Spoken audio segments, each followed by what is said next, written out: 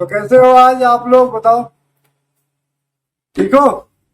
तो आज हम लोग चालू करेंगे रिमाइंडर थ्योरम का अगला वैरायटी जो कि इंपॉर्टेंट है, विल्सन थ्योरम। ठीक है, विल्सन थ्योरम में क्या है कि p माइनस वन फैक्टोरियल अपन में p। अब यहाँ पे p देखो प्राइम नंबर लिखा है, तो ये p क्या होना चाहिए? प्राइम नंबर होना चाहिए। p प्राइम के अलावा कुछ और होगा तो ये फार्मूला, ये थ्योरम उस पर अप्लाई नहीं होगा। ठीक है, तो यहां से क्या करते हैं, रिमाइंडर निकालने का ये थ्योरम है। तो जैसे हमारे पास कोई संख्या है 12 फैक्टोरियल, ठीक है, तो ये क्या है, यहाँ पे 13 है, तो ये कैसे करेंगे, देखो ये कैसे इस पे सेट हो जाएगा। कैसे सेट होगा, 13 माइनस 1 अपन में 30 फैक्टोरियल, ये 13p हो गया और ये p माइनस 1 है। तो इसका क्या आता है, रिमाइंडर क्या आएगा, -1 या p माइनस 1, मतलब कि 13 माइनस 1 क्या होगा, 12 होगा। मैंने निगेटिव रिमाइंडर में भी समझाया था कि अगर कोई संख्या 6 अपन में 7 है तो इसका निगेटिव रिमाइंडर -1 होता है और पॉजिटिव रिमाइंडर 6 होता है, बताया था। तो यहाँ पे थोड़ा सा निगेटिव रिमाइंडर का यूज किया है कि अगर 13 माइनस 1 अपन में 13 है तो -1 निगेटिव रिमाइंडर आएगा, जो कि ये यूज करते नहीं है, हालांकि कैलकुलेशन आसान करने के लिए इसको लिखा जाता है। ठीक है, चलो आगे चलते हैं। तो यहाँ पे एक क्वेश्चन है 126 फैक्टोरियल अपन में 127। यहां से अब आप करोगे 126 फैक्टोरियल को, तो ये आप इसको आप सॉल्व ही नहीं कर पाओगे। अगर आप ये थ्योरम लगाए बगैर करोगे तो आप इसको सॉल्व ही नहीं कर पाओगे, क्योंकि ये फैक्टोरियल बहुत बड़ा होता है। 125, 124, 123 ये जाता है 1 तक जाता है। ठीक है, तो ऐसे हम लोग नहीं कर पाएंगे। डायरेक्ट कैसे करेंगे, विल्सन थ्योरम से करेंगे। 127 माइनस 1 फैक्टोरियल अपन में क्या हो जाएगा, 127। अब ये आ गया ना उससे, p माइनस 1 फैक्टोरियल अपन में p और p।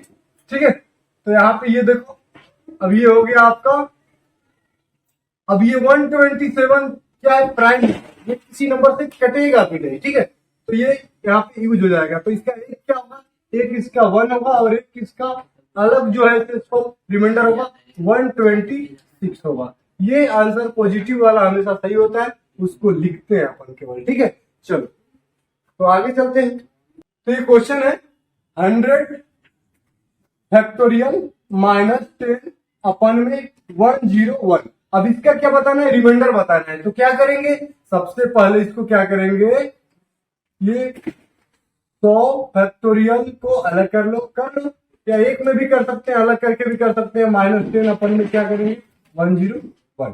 ठीक है, तो इससे हमको पता ये क्या है, 101 माइनस क्या 1 है, अपन में 101। ठीक है,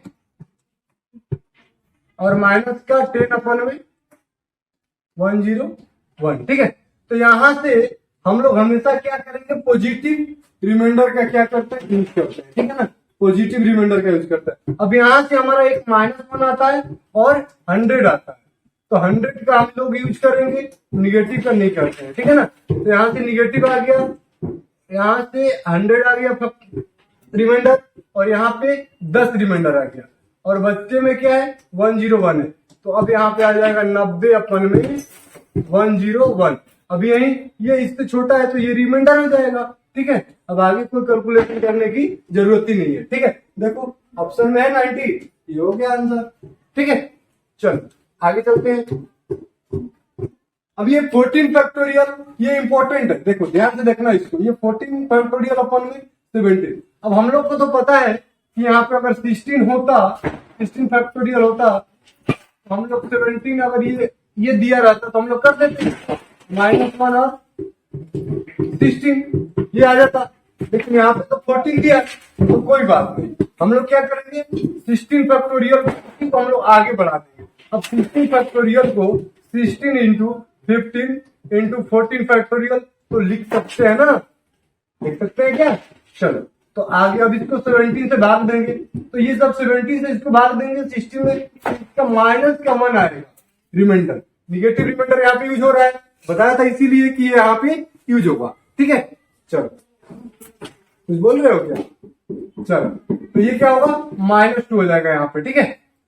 अब इसमें अब देखो, अब यहाँ पे देखो, यहाँ पे क्या होना चाहिए, जब मैंने 16 फैक्टोरियल को 17 से भाग करते हैं तो रिमाइंडर हमारा पॉजिटिव रिमाइंडर 16 आता है। लेकिन जब हम इसको 16 इंटू 15 इंटू 14 फैक्टोरियल करेंगे तो भी हमारा आना चाहिए 16 आना चाहिए।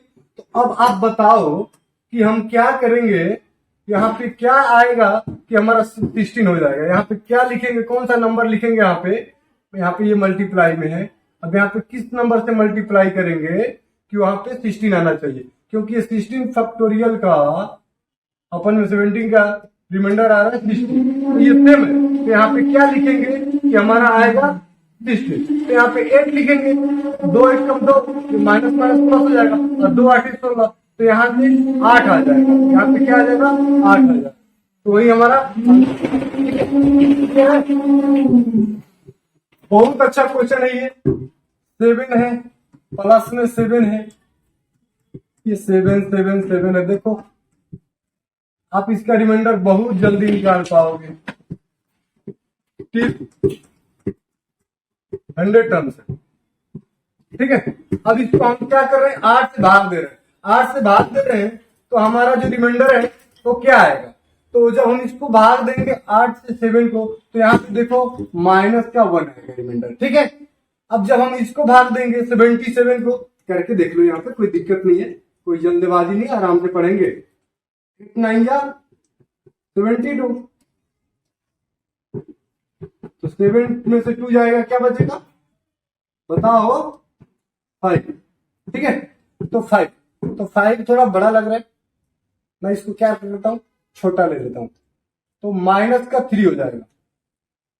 या तो देखो जब 77 को भाग दोगे 8 से, तो माइनस का 3 निगेटिव आएगा और पॉजिटिव का रिमाइंडर आएगा 5। तो आप ये यूज कर लो या यूज कर लो, कैलकुलेशन में जो छोटा रहता है ना उसको यूज कर लेते हैं। तो हम -3 को यूज कर लेंगे तो हमारा कैलकुलेशन आसान हो जाएगा, ठीक है। अब यहाँ पे 777, अब इसको भी भाग देके हम चेक कर लेंगे, यहाँ पे कोई जल्दीबाजी नहीं, आराम से करेंगे, ठीक है। 8 8 9 जा 72, यहाँ पे बचेगा 5 7 8 7 जा 56, यहाँ पे आएगा 1, ठीक है। तो यहाँ पे आया रिमाइंडर 1, ठीक है। अब आप देखो कि हमने सिंगल 7 को डिवाइड किया तो -1 आया, डबल 7 को डिवाइड किया तो -3 आया। अब आगे अब जब भी जाएंगे तो देखो अब बढ़ते जा रहा है, 1 7 2 7 3 7 4 7 5 7 ऐसे, तो सबके लास्ट में 3 तो आएगा ही ना। ये देखो अब आगे भी करोगे 7 7 7 7 7, तो ये 3 तो आ रहा है। तो ये मतलब 8 का डिविजिबिलिटी रूल पढ़ा है, किसी भी संख्या का आपको लास्ट का 3 डिजिट चेक करना रहता है 8 से भाग देकर कि वो 8 से डिविजिबल होता है कि नहीं। तो हमको केवल लास्ट का 3 डिजिट से मतलब है। यहाँ पे 1 डिजिट था इसलिए इसको चेक कर लिए, यहाँ पे 2 था इसलिए इसको चेक कर लिए, लेकिन यहाँ पे 3 था तो इसको भी चेक कर लिए। अब आगे जो है हमको आगे सबका चेक करने की जरूरत नहीं है, क्योंकि वहां पे लास्ट का 3 डिजिट हमको चेक करना है। तो यहाँ से हमको सबका मिलेगा 1 1 1। तो हमने 2 निकाल दिया है, यहाँ पे दो डिजिट यहाँ पे निकाल दिया है, 2 संख्या। तो यहाँ पे 100 में से 2 निकाल दो तो कितनी बचा 98, तो 98 1 आएगा। तो कितना आ गया 98 1 आ गया। और इधर बचा है माइनस का 1 और माइनस का 3 बटे में 8। अब ये क्या बचा बाबू -4 और 98 क्या होगा, आपको पता है कि ये 94 होता है, अपन में 8 होगा। तो 8 को 8 से भाग दोगे 94 को तो रिमाइंडर क्या आएगा, कितना आसान है, ठीक है। तो 8 बताओ 8 1 जा 8, 1 और 4 8 6, रिमाइंडर क्या आएगा 6, ठीक है। चेक कर लो एक बार, और चेक करना है तो ये भी डाउट है, हो सकता है बहुत लोग यहाँ पे बैठे हैं डाउट वाले, सर बता दो कैसे आया 6, ठीक है। हाँ लो बता रहा हूं, 8 1 जा 8, 14 में से 8 गया 6, ठीक है। क्लियर है, चल अब देखो कितना अच्छा सवाल है ये, मैंने कराया था ऐसा सवाल, तो कराया था ABC इंटू 1001 करोगे तो क्या आएगा, एबीसी इंटू एबीसी। अब 1001 किस किस से डिविजिबल होता है,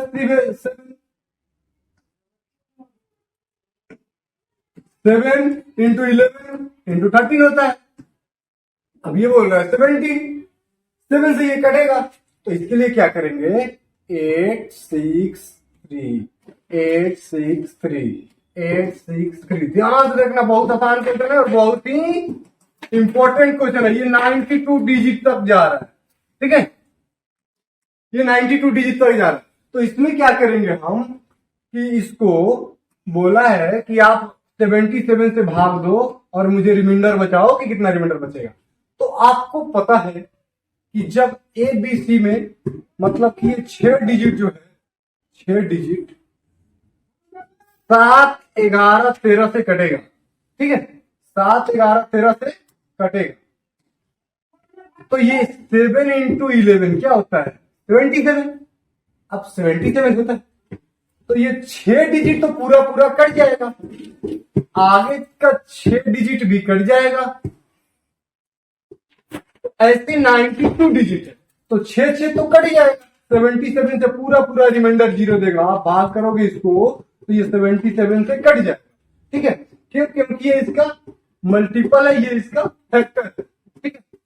तो अब इसको 92 को क्या करेंगे, 92 डिजिट को, ये 6 डिजिट तो पूरा पूरा कट जा रहा है, तो 6 से भाग दे देंगे। तो 6 से जब भाग देंगे तो 6 और 3 2 6 5 6 3 बचेगा 2। मतलब कि हमको 90 डिजिट यहाँ पे 90 डिजिट तक जितनी भी संख्या है वो कट जाएंगी और पूरी पूरी रिमाइंडर देंगी हमको, कितना देंगी, 0।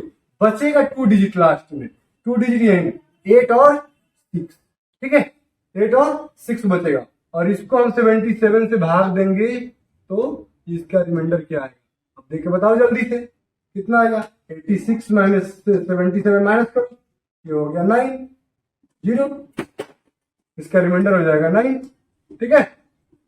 इतना आसान है ना, कल बताया था ना मैंने ये यूज करना, इसकी को ये यूज कर लिया है, बस ऐसे ही आते हैं, थोड़ा बहुत बुद्धि लगाना रहता है, आंसर भी कर जाते हैं, ठीक है। बाकी अगली क्लास में करेंगे, थैंक यू, ठीक है, चलो मिलते हैं अगली क्लास में।